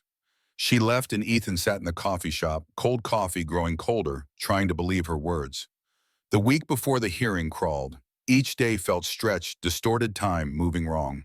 Ethan worked, maintained routine, helped Maya with homework, pretended everything was normal. Even as nothing felt normal, Jessica called twice, wanting to see Maya, claiming maternal rights. Ethan let her supervise visits, watching his daughter spend awkward hours with the mother who'd left. Maya came home quieter, each time processing something she didn't have words for. Thursday night, 5 days before the hearing, Maya couldn't sleep. Ethan heard her crying soft sounds from the bedroom, trying to be quiet. He went to her, sat on the bed's edge. Hey, baby, what's wrong? She turned to him, tears streaking her face. I don't want to choose. Choose what? Mom said I might have to tell the judge who I want to live with, and I don't want to hurt anyone's feelings. Rage at Jessica flared white hot, then cooled to something colder, harder. Using Maya's kindness as manipulation. Listen to me. You don't have to choose. The judge will decide what's best. But what if they ask me? Then you tell the truth. Whatever that truth is, no one will be mad. Will you be mad if I say I want to live with Mom? The question felt like a knife between ribs, but he kept his voice steady. No, sweetheart, I could never be mad at you for being honest. But you'll be some, maybe. But your happiness matters more than my feelings. Always. She hugged him tight, small body shaking. I want to stay with you, Daddy. I don't want to live somewhere else. Relief and heartbreak mixed, impossible to separate. I'm going to fight for that. With everything I have. What if fighting isn't enough? 7 years old asking questions that had no good answers. Then we'll figure it out together. Okay, no matter what happens, we're a team. She nodded against his chest, gradually calming. He held her until she slept, then stayed longer, watching her breathe, memorizing the weight of her in his arms. Friday brought a package. Delivered by courier, signature required from Monroe Enterprises. Inside was a single item, his white shirt, the one he told Olivia to keep freshly laundered and folded with hotel precision.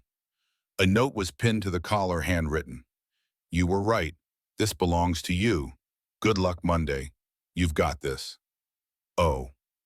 Ethan held the shirt, feeling the fabric, remembering that first morning, the storm, the moment before everything got complicated. He hung it in his closet next to his court outfit, a talisman or reminder, he wasn't sure which. Saturday, he and Maya went to the playground, their routine unchanged. She played while he sat on the bench watching, trying to memorize her laugh, her joy, her unguarded happiness. A shadow fell across him. He looked up, expecting a stranger, finding Olivia instead. She wore casual clothes, hair down, no makeup, looking younger than her corporate persona. Hi. You shouldn't be here. I know, I'm not staying. I just wanted to see you before Monday. She sat, maintaining distance, both of them aware of sightlines of who might be watching. I can't be seen with you. No one's looking. We're just two people at a playground.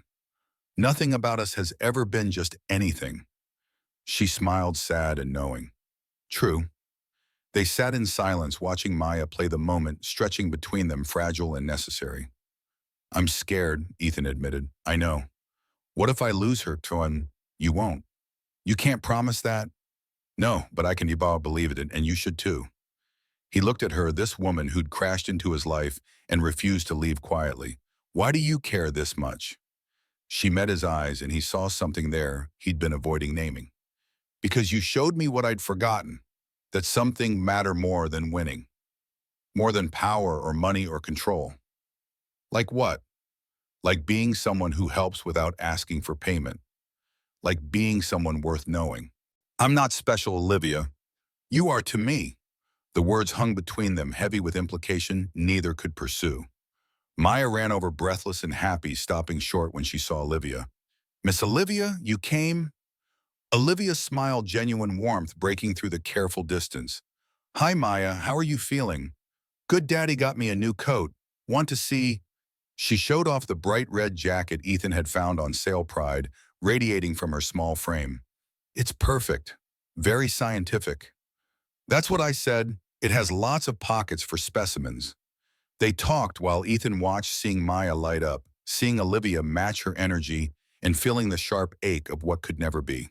Finally, Maya ran back to her friends, leaving them alone again. She's amazing, Olivia said. She's my world. I know, that's why you'll win. Because she's not a possession to you. She's everything. Olivia stood, preparing to leave. One more thing. After Monday, after the hearing, regardless of outcome, can I ask you something? What? Give us a chance. Whatever this is between us, it's real. Don't throw it away because of pride or fear or Jessica's manipulation. There is no us. Isn't there? She walked away before he could answer, leaving him with questions that multiplied in her absence. Sunday was quiet, deliberately so. Ethan and Maya went to church with Mrs. Chen, sat through services, neither really followed, found comfort in ritual and community. People asked about the hearing, offering prayers and support, kindness that felt both necessary and overwhelming. After they went home, made lunch, spent the afternoon on the couch, watching nature documentaries. Maya fell asleep against him, and he let her, needing the contact, the reminder of what he was fighting for. His phone buzzed. Text from Margaret Hayes. Court at 9 a.m., arrive by 8:30. Wear something professional but comfortable. Let Maya dress herself. Be honest, be present, be you. You've got this. He typed back a simple thanks, then set the phone aside. Tomorrow would determine everything. Would decide if Maya stayed or went, if his life continued, or shattered if all his effort and love and sacrifice had been enough.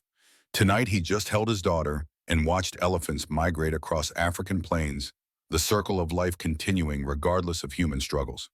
Monday would come soon enough. For now, this was enough. His daughter sleeping safe in his arms, trusting him to protect her. Whatever tomorrow brought, he'd face it.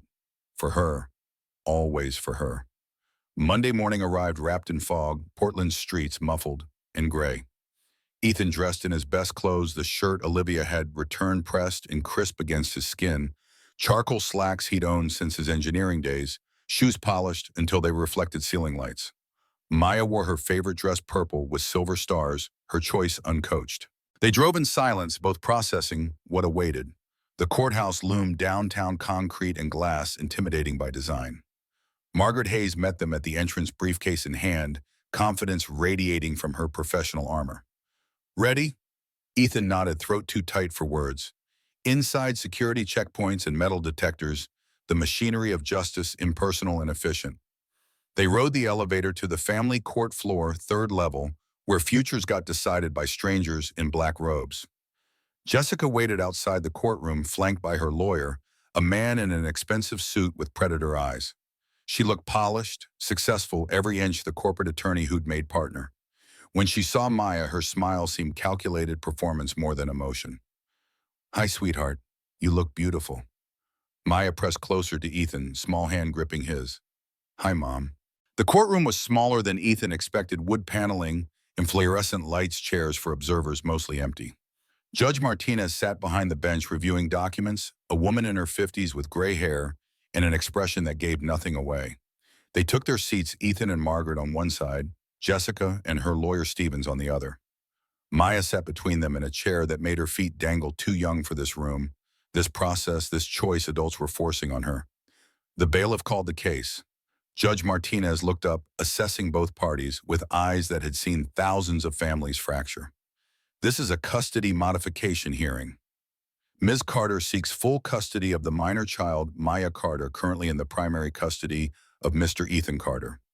We'll hear arguments from both sides, then I'll speak with Maya privately. Let's begin." Stevens stood smooth and practiced. "Your Honor, my client has made significant life changes since the original custody agreement.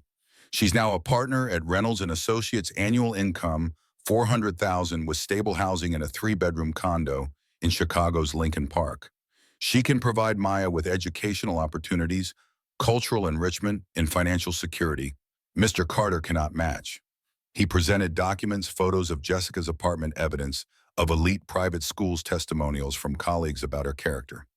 Mr. Carter, by contrast, works as a handyman with inconsistent income, lives in a 1-bedroom rental where he sleeps on the couch, and has recently involved himself with billionaire Olivia Monroe in circumstances that suggest opportunism rather than stability.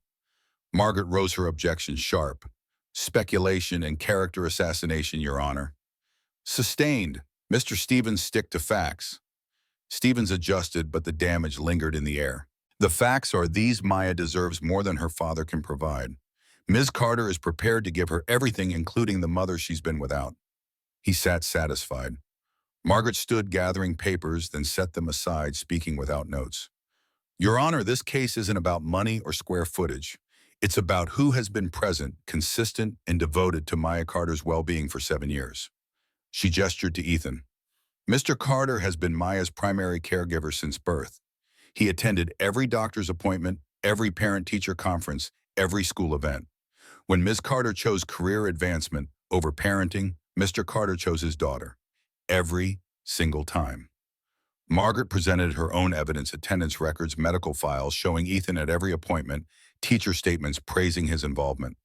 "Ms. Carter claims she's changed, that she's ready to be a mother now. But parenting isn't something you put on when it's convenient and take off when it's not.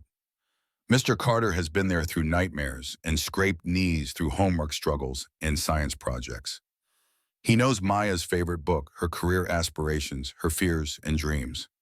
Can Ms. Carter say the same?" She paused, letting the question resonate.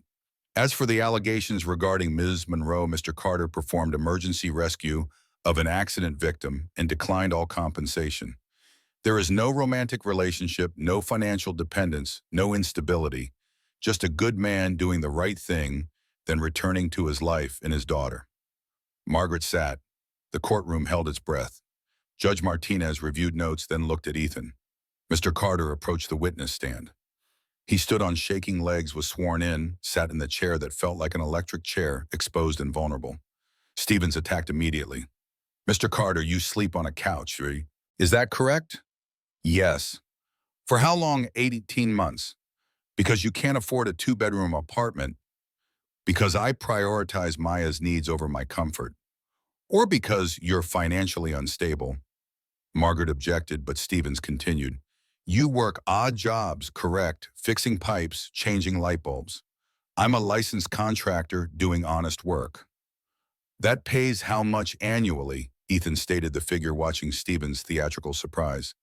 And Ms. Carter earns nearly 10 times that amount. Surely you see that she can provide better furniture maybe, not better love. The answer came quick, unplanned from the heart. Stevens pivoted. Tell me about Olivia Monroe. How did you meet? I pulled her from a burning car during a storm, and she offered you money, which I refused.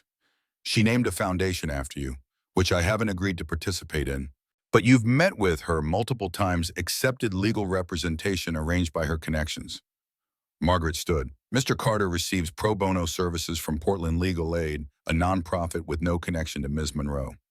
The lie was smooth, protective, and Stevens couldn't prove otherwise.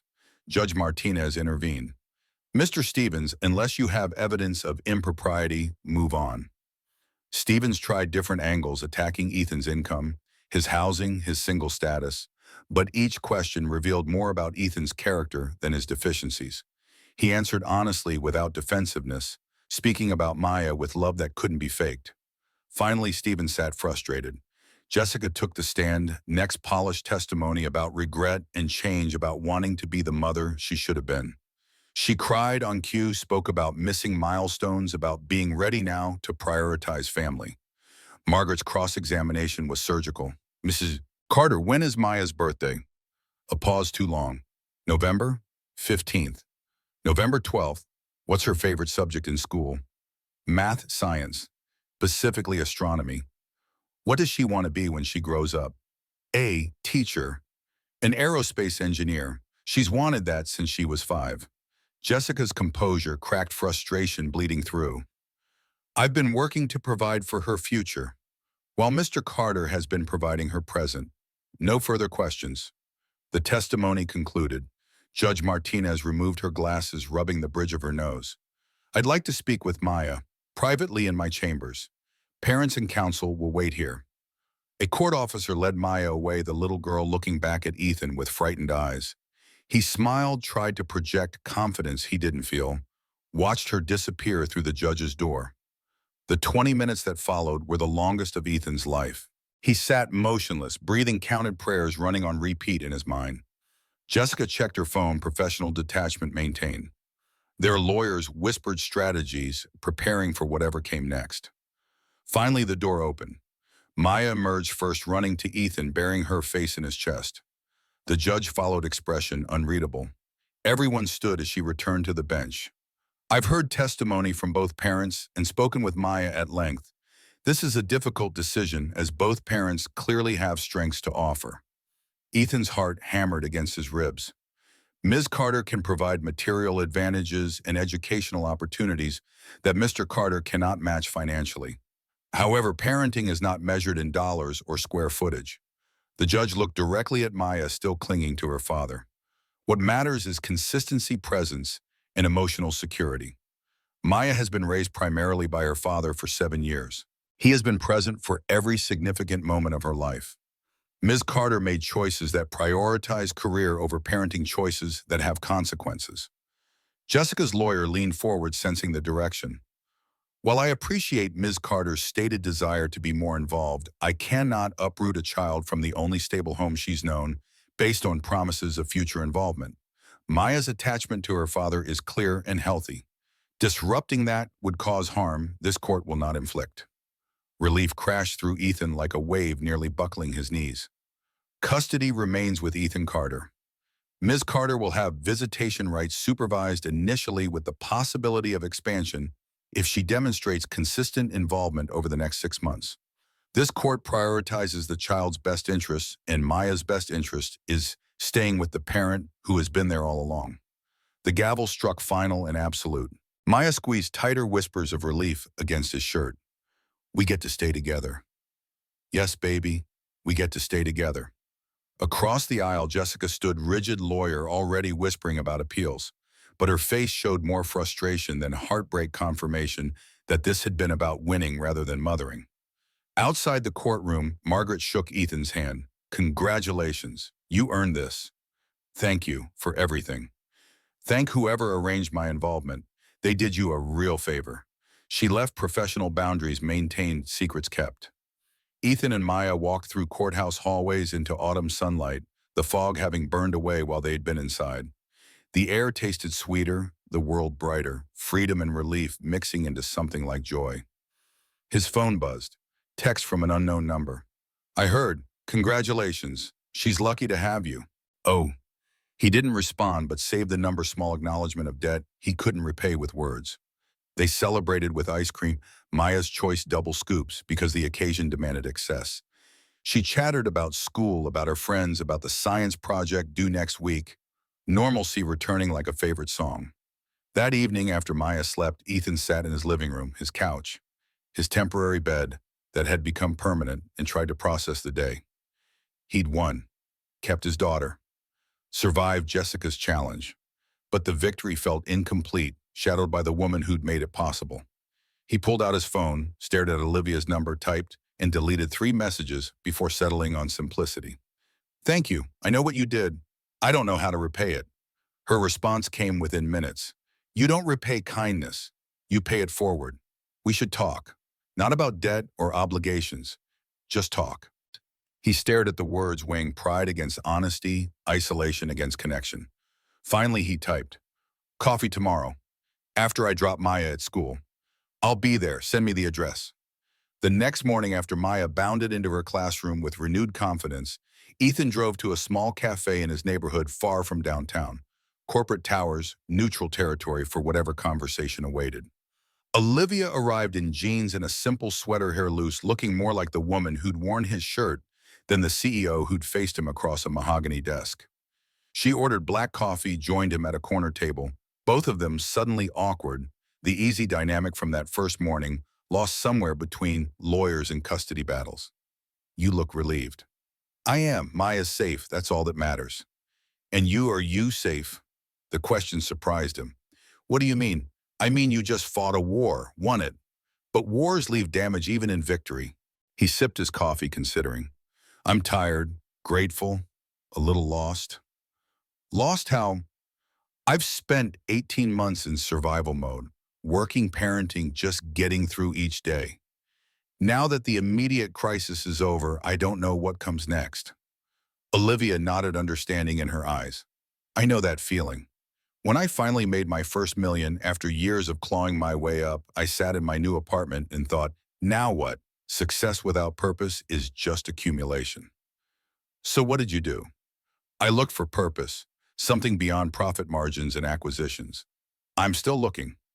They sat in comfortable silence, the cafe's ambient noise filling gaps. The lawyer, Ethan finally said, Margaret Hayes, that was you. That was the Portland Legal Aid Foundation, which receives donations from various sources. Olivia, fine, yes, I arranged it. Are you angry? I should be. You went behind my back, manipulated the situation. But you saved my daughter, and I can't be angry about that. Relief crossed her face. I was terrified you'd hate me for interfering. I'm too tired to hate anyone right now. Mostly I'm just grateful. He met her eyes across the table. Thank you. Truly, I don't know how to make that meaningful enough. Tell me what you're going to do next. Next, with your life, your work, now that you don't have Jessica's threat hanging over you. Ethan leaned back, the question opening spaces he hadn't examined. I don't know. Keep doing what I'm doing, I guess. Fix things, raise Maya, get by. What if you could do more than get by? Here we go, the foundation pitch again. Not a pitch, a question. What if you had resources to actually help people instead of just surviving? I help people now fix their pipes, their electrical, their problems. You fix symptoms. What if you could fix systems? The words landed with weight he couldn't ignore. I'm a handyman, Olivia, not a philanthropist. You're a father who understands struggle. That's more valuable than any business degree. She pulled out her phone, showed him photos. Community centers, job training programs, families smiling, children playing. The Carter Fund launched last month. Without you because you asked me to wait. But it's working, Ethan. 12 families helped already. Single parents getting childcare support, job training, legal aid. Real tangible improvement in their lives. He studied the photos, seeing himself in those faces, seeing Maya in those children. You did all this in 6 months. 5, actually, once I stopped letting my board dictate my choices. I quit Monroe Enterprises, by the way. Took my equity and started fresh. Built something that actually matters. Shock rippled through him. You quit your company. It was never really mine. I built it, but they owned it through stockholders and board votes. So I walked away, started the foundation full time. That's insane. That's freedom. Best decision I ever made. She leaned forward, intensity building. I need your help, Ethan. Not your name, not your gratitude, your knowledge. You know these communities, these struggles. You know what actually helps versus what sounds good in grant proposals. I have a job, a daughter, responsibilities. I'm not asking you to quit your life. I'm asking you to expand it. Consult a few hours a week, help me identify families, vet programs. Paid position, flexible hours, real impact. I don't want charity. It's not charity, it's employment. Salary benefits, the whole thing. You'd be Director of Community Outreach, which is a fancy title for tell me when I'm being an out-of-touch rich person. Despite himself, he smiled. You really thought this through. I've had months to think while you dealt with court drama. He looked at the photos again, imagining being part of something larger, helping families avoid the desperation he'd lived through. Can I think about it? Take all the time you need, the offer stands regardless. They finished coffee conversations, shifting to lighter topics. Maya's science project, Portland's unpredictable weather, the book Olivia was reading. Easy, comfortable, the tension from before dissolving into something warmer. As they stood to leave, Olivia hesitated. Can I ask you something personal? Haven't you been doing that for the past hour? She smiled. Fair, but this is different. Why did you really refuse the foundation initially? The truth, not the pride answer. Ethan considered searching for honesty beneath defensive layers. Because accepting meant admitting I couldn't do it alone. And I've built my entire life since the divorce on the idea that I could handle anything solo. Letting you help felt like failing. And now I realize that raising Maya alone is the most important thing I'll ever do. And if help makes me better at that, then pride is just ego getting in the way. Olivia's expression softened, something shifting in her eyes. That's the smartest thing you've ever said to me. Don't get used to it. I'm usually much more stubborn. They walked to their cars, fall leaves crunching underfoot, the conversation finding natural conclusion. Think about the job offer, no pressure. I will. And Olivia, she turned a hand on her car door. Thank you for everything, for believing I was worth fighting for. You were never the one who needed convincing, Ethan. You just needed to believe it yourself. She drove away, leaving him in the parking lot, coffee warmth fading, future suddenly less certain, but more possible. 6 months passed like turning pages, each one bringing subtle changes. Ethan accepted the position part-time, at first consulting on family outreach, while maintaining his contracting work. The foundation grew, helped more families build infrastructure that actually worked.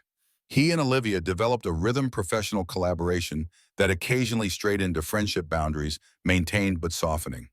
Maya adored her, asked when Miss Olivia would visit, drew pictures of the three of them that hung on Olivia's office wall. Jessica faded into background noise, visitation rights, exercised sporadically, her interest waning as predicted. Maya adjusted, understanding in her child's way that some parents tried harder than others. Spring arrived, Portland, shedding gray for green, the city blooming. The foundation hosted its first annual fundraiser, small but successful, community members telling stories of how the Carter Fund had changed trajectories. Ethan gave a speech, awkward and heartfelt, about the honor of helping others avoid the desperation he'd known. When he finished, Olivia hugged him, brief but warm, professional boundaries blurring. That evening after the event, After Maya went to bed with Mrs. Chen, watching her, Ethan found an envelope slipped under his apartment door. Cream-colored expensive paper, his name in Olivia's handwriting. Inside was a letter handwritten across 2 pages. Ethan, I've tried to write this 100 times, each version worse than the last. So I'm abandoning eloquence for honesty. Somewhere between the storm and the shirt in the courtroom victory, I fell in love with you. With your integrity, your devotion to Maya, your stubborn pride that drives me crazy. I know this is complicated. I know we agreed to professional boundaries. But life is short and I'm tired of pretending this is just partnership. I'm not asking for forever. I'm asking for a chance. One dinner, just us, no foundation talk or professional pretense. Just 2 people seeing if this connection we keep dancing around is real. If you're not interested, we'll never speak of it again. Professional relationship continues unchanged. But if you are even a little, meet me Friday at 7 p.m. I'll text you the address. No pressure, just possibility. Olivia, his hands shook holding the pages. He read it again, then a third time, heart hammering against ribs. Every rational part of his brain screamed caution. They worked together. She was his boss, technically. Maya was just stabilizing. Complications were the last thing he needed. But his heart, that stubborn thing that had survived divorce and poverty and custody battles, whispered different advice. Friday at 7 p.m., he stood outside a small Italian restaurant far from the foundation office, wearing his best shirt, the white one she'd returned, nerves making his palms sweat. Olivia arrived exactly on time, wearing a simple black dress, hair down, looking nervous in a way he'd never seen. You came. You doubted us? Honestly, a little. They went inside, were seated at a quiet corner table, candlelight and low music romantic, in a way that made the evening's purpose clear. Conversation flowed easier than expected. They talked about everything except work, discovering shared love of old movies and bad science fiction, arguing good-naturedly about whether Star Wars qualified as science fiction or fantasy. It's space magic. Fantasy. It's set in space. Science fiction. By that logic, Lord of the Rings is historical fiction because it's set in the past. She laughed, real and unguarded, and something in Ethan's chest loosened. Dinner came and went, Wayne softening edges, the evening stretching into comfortable territory. Finally, over dessert they shared, Olivia met his eyes directly. Can I ask what changed your mind about tonight? Ethan set down his fork, considering. Maya, she drew a picture last week of the 3 of us at the zoo. When I asked why, she said, because we're happy together, and I realized she saw something I'd been avoiding. Which was, that happiness doesn't have to be complicated. Sometimes it's just 2 people who make each other better and a kid who wants them around. Olivia's eyes glistened, emotion breaking through. I've spent my whole adult life building walls, protecting myself from vulnerability, and you just knocked them all down with honesty and pancakes. The pancakes were pretty good. They really were. They laughed, tension dissolving, something new taking its place. Walking to their cars later, hands brushing accidentally, then deliberately, Ethan stopped. I need you to know something. I'm not good at this. Relationships, romance, any of it. My marriage failed because I wasn't enough. You were enough. You just weren't what she wanted. There's a difference. What if I'm not what you want either? She stepped closer, close enough for him to smell her perfume, feel her warmth. You're exactly what I want. A good man who loves his daughter and tries to do right even when it costs him. That's rarer than you think. I come with complications. A 7-year-old, a small apartment, a life that's not glamorous. I don't want glamorous. I want real. She kissed him, then soft and careful, testing boundaries. He kissed back, letting walls crumble, taking the risk. When they broke apart, both breathing harder, she smiled. So, second date? Definitely. Good, because I have tickets to the Science Center. For all 3 of us, if Maya wants. She'll want. And you, I want too. They stood in the parking lot, Portland's spring evening, cool around them, future uncertain, but possible, and Ethan felt something he hadn't felt in years. Hope. Not just survival, but actual hope for something better. The months that followed were careful steps building relationship while maintaining stability for Maya. Dinners together, family outings to museums and parks, slow integration of lives. Maya adored Olivia, called her by first name, but treated her like family, the kind that chose to stay. 1 year after the custody hearing, Olivia arrived at Ethan's apartment with a garment bag familiar black fabric. I need to return something. Inside was his white shirt, the one she'd worn that first morning, freshly laundered and pressed. You've returned this before. I keep stealing it back. It's become a problem. He laughed, pulling her close. You can keep it. Consider it yours. What if I want to share it? Share a shirt. Share a life. The words hung between them, weighted with possibility. She pulled a small box from her purse, opened it to reveal a simple ring. I know this is backwards. I know traditionally the man proposes. But I've never been traditional, and you've never been typical. So why start now? Ethan stared at the ring, at her, at the impossibility made real. Olivia, marry me, Ethan Carter. Not because you saved me from a car, not because I helped with custody, but because somewhere between stubbornness and coffee, we built something worth keeping. He should have said yes immediately, but old fears surfaced. I don't have much to offer, no wealth, no status. You have integrity and love, and a daughter who's already drawn 17 pictures of our wedding. That's everything. She knows you're proposing. She helped pick the ring, said it needed to be scientifically appropriate, which apparently means platinum, because it doesn't tarnish. Despite the weight of the moment, he smiled. What did she say when you asked her permission?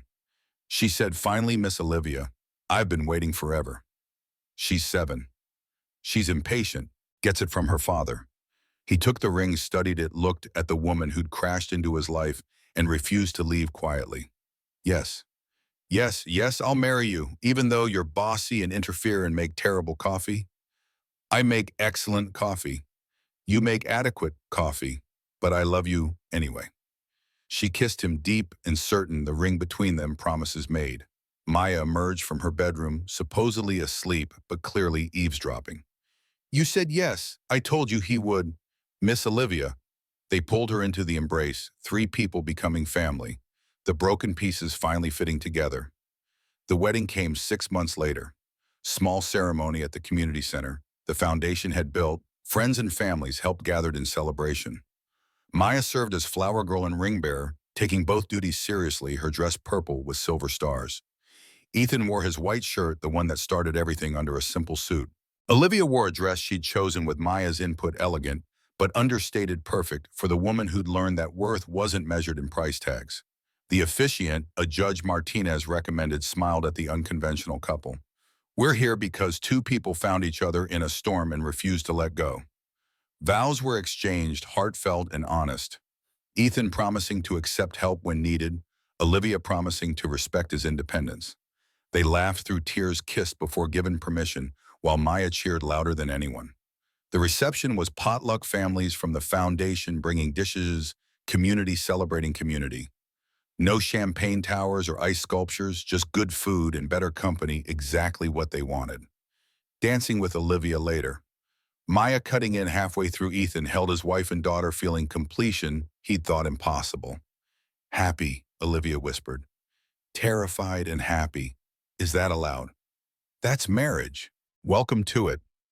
1 year later, the foundation had helped over 300 families, built sustainable programs, created real change. Ethan worked full-time now, using his engineering background to develop job training, his personal experience to guide outreach. They'd bought a house, small, but theirs, with a bedroom for Maya that she decorated in planets and stars, and a workshop where Ethan still took occasional contracting jobs, keeping skills sharp. Saturday morning found them in the kitchen, pancakes on the griddle, coffee brewing, Maya doing homework at the table. Normal, domestic, everything he'd thought his life couldn't be. The news played in the background, reporter discussing the Carter Fund's expansion to Seattle. Local foundation started by Ethan and Olivia Carter continues growing, proving that sometimes the greatest investments aren't measured in dollars, but in lives changed. Maya looked up from her math worksheet. That's us. That's us, baby. Well, are we famous? Olivia laughed, flipping pancakes. We're people helping other people. That's better than famous. Can I still be an aerospace engineer when I grow up? You can be anything you want. Even president. Even president. Though please wait until you're older. The morning continued, chaos and laughter and burned pancakes, imperfect and real, exactly what Ethan had fought for. His phone buzzed. Text from Margaret Hayes. Saw the news story. You've come a long way and congratulations on building something beautiful. He showed Olivia, who smiled. She's right. We did build something beautiful. We did. He pulled her close, kissed her forehead, while Maya made exaggerated gagging sounds from the table. You two are gross. You'll understand when you're older. I'm never getting married. I'm going to Mars. You can do both. Can Miss Olivia come to Mars? I'm Olivia Carter now, sweetie, and yes, I'd love to come to Mars. Maya beamed, returned to homework, satisfied with the answer. Ethan looked around his kitchen at his wife, his daughter, his life, built from broken pieces and stubborn hope. The storm that brought Olivia felt like another lifetime, distant but formative, the catalyst for everything good that followed. Sometimes kindness saved a life. Sometimes it saved two. Sometimes three. And sometimes, if you were lucky and brave and willing to accept help when pride said refuse kindness, built a family from strangers turned impossible into inevitable, and proved that the best things in life couldn't be bought, only earned through showing up when it mattered. He'd shown up that stormy night. Olivia had shown up every day since. And Maya, wise beyond her years, had shown them both that family wasn't about perfection. It was about people who chose each other, kept choosing even when it was complicated, especially when it was complicated. Outside, spring sunshine filtered through windows. Inside, pancakes burned slightly, but nobody minded. This was enough. This was everything.